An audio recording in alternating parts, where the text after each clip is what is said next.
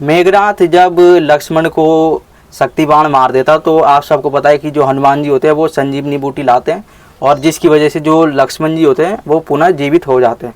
अब वहीं पर जो मेघनाथ होता है जब उसको पता चलता है कि लक्ष्मण फिर से जीवित हो चुका है, उसका शक्ति बाण विफल हो गया है, तो वो बहुत ज़्यादा शौक हो जाता है और वो उस समय फिर प्रतिज्ञा ले लेता है कि इस बार अगर लक्ष्मण मेरे सामने आया तो मैं उसे नहीं छोड़ूंगा। और उसके लिए कहा जाता है कि जो मेघनाथ होता है वो जो उसकी कुल देवी होती है निकुंबला देवी, उसके यहाँ पर वो पूजा करने के लिए बैठ जाता है। अब जैसे ही वो पूजा के लिए बैठता है तो जब वो यज्ञ कर रहा होता है तो जो विभीषण होता है, आप सबको पता है कि विभीषण ने कितना बहादुरी का काम करा, उसने सारे राज बताए अपने घर के, तभी तो कहते हैं घर का भेदी लंका ढाए। अब वो यही चीज़ें फिर करता है, राम जी को जाके बता देता है कि जो मेघनाथ है वो निकुंबला देवी के यज्ञ में बैठ गया है और निकुंबला देवी को खुश करना चाहता है। तो कहते हैं कि तो इससे क्या हो गया, इससे कुछ थोड़ी होगा, वो अगर अपनी देवी की पूजा कर रहा तो कोई नहीं करने दो।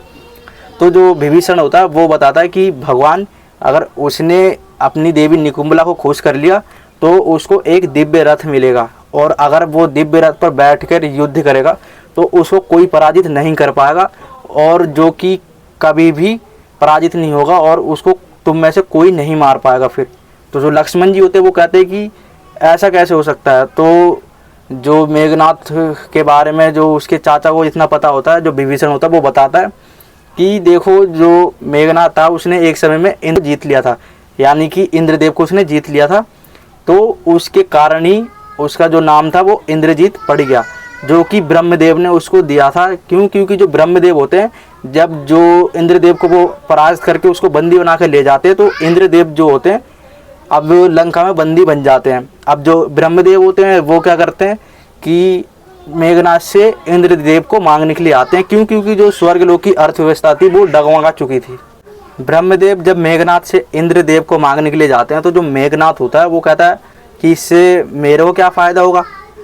तो जो ब्रह्मदेव होते हैं वो कहते हैं कि मैं तुम्हें इसके बदले में कुछ दूंगा, लेकिन जो मेघनाथ होता है वो कहता है कि ठीक है मुझे अमरता का वरदान चाहिए।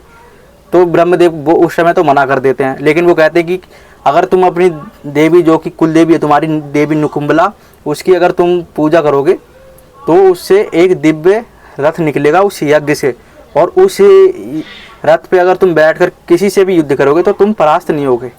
तो विभीषण जो होता है ये सब बताता है, तो जो लक्ष्मण जी होते हैं वो फौरन जाते हैं और वहाँ पर उसका यज्ञ ध्वंस कर देते हैं। अब वहीं पर जो मेघनाथ होता है वो विभीषण से बहुत ज़्यादा चिढ़ता था, क्योंकि उसने सारे राज बता दिए थे।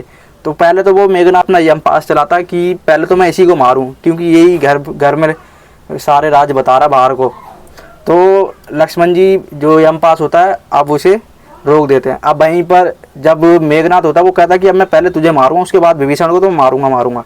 तो जो मेघनाथ होता है वो अपने एक एक करके जो उसके पास सबसे शक्तिशाली अस्त्र होते हैं, जिसमें से एक नारायण अस्त्र होता है और ब्रह्मास्त्र होता है, और वहीं पर जो भगवान शिव का अस्त्र होता है पशुपतास्त्र, वो उस पर चलाता है। तो वो सारे जो शक्तियाँ होती है वो लक्ष्मण के आगे विफल हो जाती हैं और वापस लौट जाती हैं। तो इसको देखकर जो मेघनाथ होता है वो बहुत ज़्यादा शौक हो जाता है और वो जाता है अपने पिता रावण के पास। अब रावण को वो सारी चीज़ों के बारे में बताता है। तो जो रावण होता है वो कहता है कि कहीं तुम डर के मारे तो नहीं भागा है। तो जो मेघनाथ होता है वो चिल्ला के कहता है पिताश्री ये आप क्या कर रहे हो, मैं भाग के नहीं आया, मैं आपको बताने आया हूँ कि जो लक्ष्मण है वो नर नहीं है, वो कोई अवतार है। मेघनाथ जो कि रावण को समझाता है और कहता है कि तुमने सीता को हरण तो कर लिया, लेकिन अब उसके चक्कर में जितने भी राक्षस जाती है उन सब का नाश हो जाएगा। तुम जो सीता है उसको वापस क्यों नहीं कर देते हो। लेकिन जो रावण होता है वो भी कहाँ मानने वाला था। अब रावण जो कि उस समय में सबसे शक्तिशाली था, जिससे देवता किन्नर गंधर्व और कोई भी युद्ध करना ही नहीं चाहता क्योंकि जो रावण था वो भी सबसे शक्तिशाली था। अब लेकिन जब मेघनाथ उसको एक चीज़ें बोलता है तो जो रावण होता है उसको ये चीज़ें शौक लगती है कि ये ऐसे कैसे बोल रहा है, क्योंकि रावण खुद इतना शक्तिशाली और मेघनाथ जो कि इंद्र को जीत चुका है एक बार, वो ये चीज़ें बोल रहा है तो रावण को थोड़ी अजीब लगती हैं।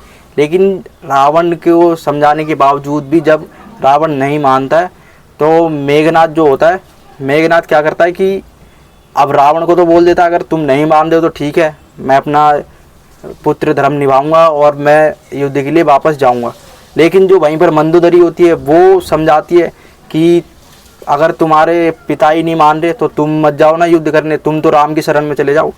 तो जो मेघनाथ होता है वो कहता है कि नहीं, मैं राम की शरण में कैसे जा सकता हूँ, मैं अपने पिता को नहीं छोड़ सकता हूँ। ये चीज़ ही मैंने राम से सीखी है कि अपने पिता की आज्ञा कैसे माननी चाहिए। तो जो मेघनाथ होता है, अब जो उसकी पत्नी सुलोचना होती है उससे वो वार्तालाप करके फिर से अब जो कि लक्ष्मण जी होते हैं उनसे युद्ध करने के लिए जाता है। लेकिन जो रावण था उसको तो उसने इतना समझाया लेकिन वो मानता ही नहीं है, और उस पर वो बहुत ज़्यादा गुस्सा भी होता जाता है इसी चीज़ को लेकर कि ये कैसे एक स्त्री के चक्कर में जितनी भी राक्षस जाति उसका नाश करवा रहा है और धीरे धीरे सारे ही मर जाएंगे। क्योंकि उसको भी पता था कि जो लक्ष्मण है अब वो तो देखो मेरे से मरेगा ही नहीं, जब मेरी इतनी शक्तियाँ जो कि उसके आगे विफल होगी तो अब इसका अंत कैसे होगा।